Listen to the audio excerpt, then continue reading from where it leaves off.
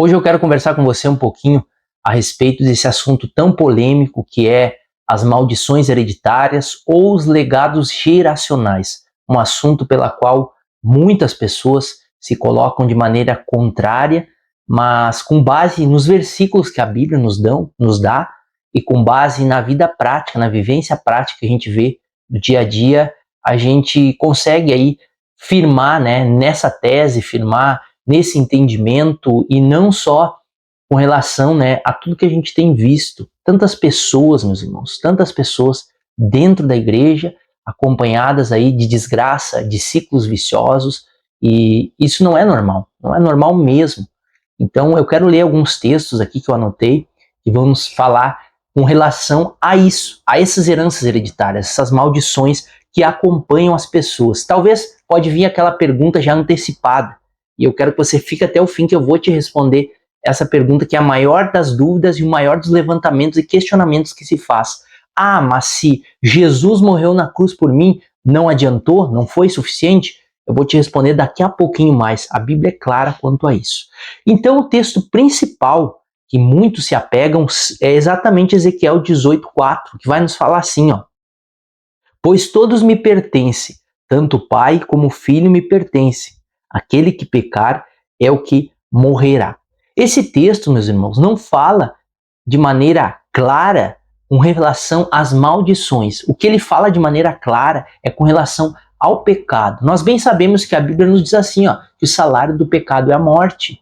E todo aquele que pecar morrerá, como diz aqui no texto de Ezequiel 18. Esse é o principal texto que essas pessoas que se colocam de maneira contrária usam para dizer que cada um tem a sua responsabilidade, que cada um responde pelo seu pecado. E eu, de certa forma, concordo na questão do pecado, que é exatamente o que o texto se relaciona. O pecado está impregnado em nós. Se nós não aceitarmos a Cristo, se nós vivermos de maneira errada, de maneira assim, ó, a viver distante de Deus, o que nos precede depois dessa vida é a morte eterna. Então é isso que o texto fala, referência ao pecado e à morte que é conseguinte a ela, se nós não aceitarmos a Cristo e se nós não quisermos viver com Cristo. Agora o texto que vai nos falar a respeito das heranças, dos legados geracionais, é o que está lá em Êxodo 25, que para nós é um dos maiores textos, que vai falar a respeito dos mandamentos. Você com certeza conhece os 10 mandamentos. E olha o que Êxodo 25 vai falar. Não se prostre diante deles, nem lhes prestem culto, porque eu, o Senhor, o seu Deus, eu sou Deus zeloso, que castigo os filhos pelo pecado dos pais, até a 3ª e 4ª geração daquele que me odeiam. Castigo os filhos pelos pecados dos pais até a 3ª e 4ª geração. Será que o texto bíblico está errado? Aí muitos vão dizer assim, ó, mas Jesus veio, aboliu o Antigo Testamento. Será que Jesus aboliu a lei mesmo? Pelo contrário, Jesus ele fortificou a lei, porém resumindo a lei. Mas os 10 mandamentos ainda estão vigorando na terra, ainda são lei para nós. E é justamente esse Deus que a gente prega e fala, um Deus que tem a lei, a justiça, como a sua base de governo. Então aqui a gente entende que existe duas coisas, a lei da responsabilidade e a lei da herança. A lei da responsabilidade foi exatamente o que eu falei em Ezequiel, que nós lemos ali em Ezequiel 18:4. Essa é a minha responsabilidade. Se eu não aceitar Cristo, o que vai me esperar é a morte. É minha responsabilidade. Agora, a lei da herança nos diz aqui que Jesus, ou melhor, Deus, castigará os filhos pelo pecado dos pais. E aqui eu quero dar um exemplo claro que eu ouvi, e que eu levo para mim, que é a respeito assim, ó, para você entender essa questão. Existe um pai mau, um pai que constrói a sua herança com base em todas as coisas ilícitas. E esse pai, uma certa vez, ele vai morrer, vai falecer. E ele tem 2 filhos, 2 homens bons, zelosos, tementes a Deus. O que vai acontecer quando esse pai morrer? A herança vai para quem? Para os filhos.